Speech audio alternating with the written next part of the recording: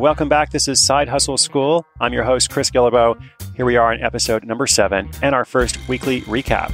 So every day on the show, there's a new episode. And once a week, every Sunday, I'll post a recap featuring highlights from some of this week's episodes. I'll also be answering listener questions and sharing some bonus tips. So even if you've been listening to every episode, you may want to catch this quick recap as well. And since this is the very first weekly recap, I want to go back to where we started on episode number 1. And in that episode, I talked about the whole purpose for the show, and I mentioned my ideal listener. So if you're out there and you are my ideal listener, you are, first of all, very busy. You have a lot of stuff going on. You work at least one job, maybe more than one job. Maybe you have a family, relationship, some kind of hobby, commitment, service work, all kinds of stuff that takes a lot of time. So you don't have a lot of time to spare, but you also want to invest in yourself. Like you believe in this process, you know that a side hustle will be good for you. So you're willing to put in some amount of time, but you also need some guidance because your time is limited. So you're willing to do something, but you need some help along the way. And if that's you, I don't think you're being served very well. I don't think there's a lot of existing resources out there for you. There's a lot of stuff that's telling you to quit your job and be an entrepreneur. And I don't actually think everyone should be an entrepreneur. I don't think everyone wants to be an entrepreneur. But I do believe very, very much that everyone should have more than one source of income, which is exactly what a side hustle can help you do without a lot of risk, without a lot of uncertainty. It's something that you create to earn money apart from your day job. It's about creating more freedom for yourself. And whether you hate your job and you're trying to make a change, or you love your job and you have no plans to leave, everybody should have a side hustle. And so that's what the show is all about. And after that introductory episode where I talked about the vision for the show, we went straight into the stories from episodes number 2 through 6. And that very first story was about a British man who earns $700 a month writing fish tank reviews. Now you're going to hear a lot of quirky stories like this. And on the surface, they may sound kind of strange, but if you look a bit closer, you realize it actually makes a lot of sense. In this story in particular, number 1, do people buy fish tanks? Well, sure. Number 2, are you going to buy something expensive without checking for reviews? Well, of course not. You're always going to go and look for reviews if you're buying something that costs a fair amount of money. And then lastly, is the fish tank review business a highly competitive market? Probably not. That's why this was a really good hustle idea. I want to emphasize that a side hustle is not necessarily meant to always be easy. I use the words easy and simple sometimes, I realize, but it's meant to be worth it. It's meant to be valuable for you. And in this case, Max, the British guy, he was successful because he chose a topic that was fairly obscure, but also had a dedicated audience. And then lastly, he was passionate about the topic. He wasn't just coming to this, with no sort of knowledge, awareness, or background. And that passion shone through the reviews that he wrote. That's what's allowed him to, years later, have $700 a month on average coming from his good friends at Amazon.com without him doing anything for it at all. Now, the next episode story, episode 3 about the candy heart hustle, it contrasts a bit with the previous one because this one went on to become a 6-figure seasonal business. This was the candy heart hustle that turned into the 6-figure second income. And I want to make sure you know that even though it's pretty cool to make $700 a month, it's also possible for a side hustle to grow into a very substantial, sustainable income, which is exactly what we saw in this story. And what I noticed as I shared this story with people, the thing that people found most interesting was it wasn't just that it made a lot of money. It was that in this story, Sarah chose to remain in her current job. And she chose to keep that job even though this hustle was doing really, really well. And it also affected her relationship with her employer in a very positive way. So she talked about how her employer actually values her more because her employer knows that she's going to work because she wants to be there. She doesn't have to be there, but she's motivated. She likes working with the team. She believes in the company's goals. And now her employer actually respects her more, because she has the ability to leave if that was better for her. So what a great situation to be in.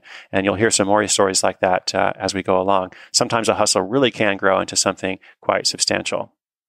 And episode 4 was the story of Gabby in Pennsylvania, who mastered the art of curating photos on Pinterest and eventually building a following of more than 1 million people, despite the fact that she's not a celebrity of any kind and she doesn't have that kind of following on any other network.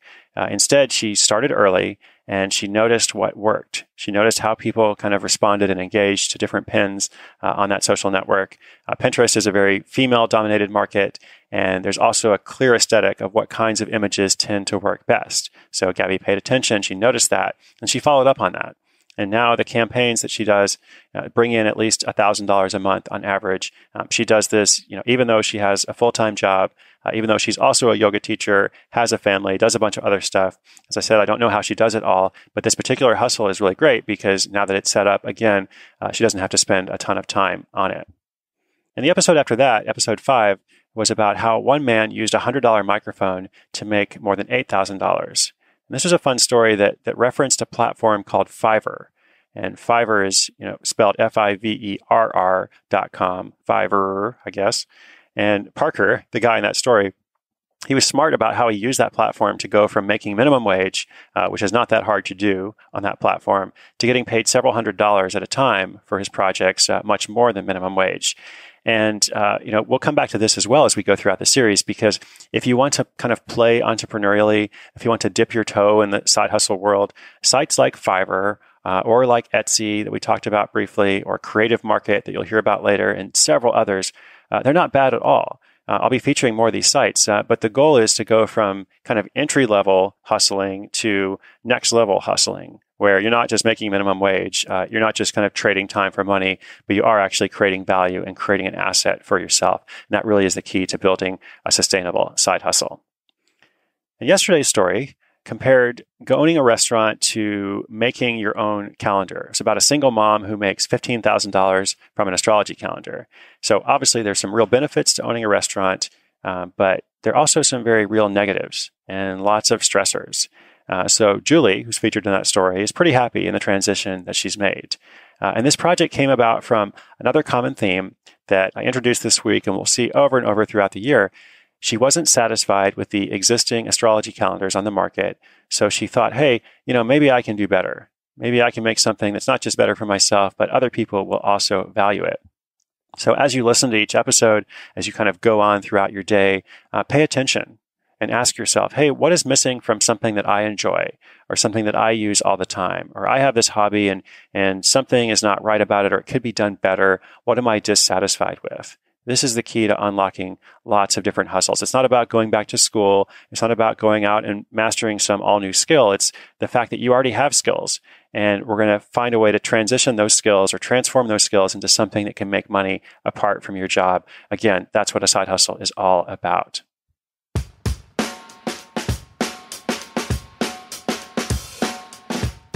So it's been really fun for me to start this week. I hope that you have enjoyed it as well. We have a big week 2 coming up with another story every single day.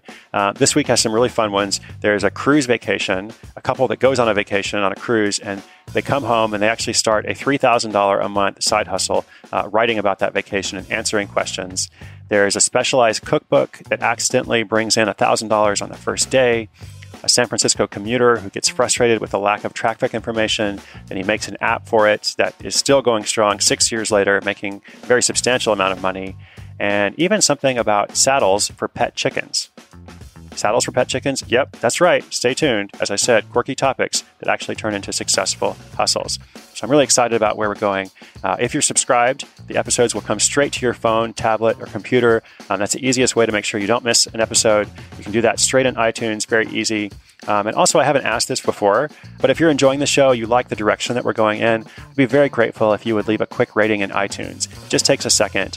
And if you want to go above and beyond in being awesome, you can also write a quick review for me, and that will help other people discover the show.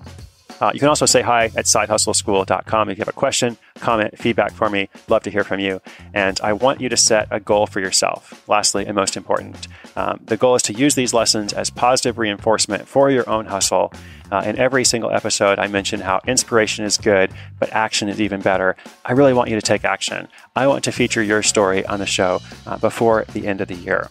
So I look forward to doing that, and I will see you tomorrow and every day this week with more fun stories and ideas. Episodes are uploaded at 6:01 a.m. Eastern Time. I'm Chris Guillebeau. This is Side Hustle School.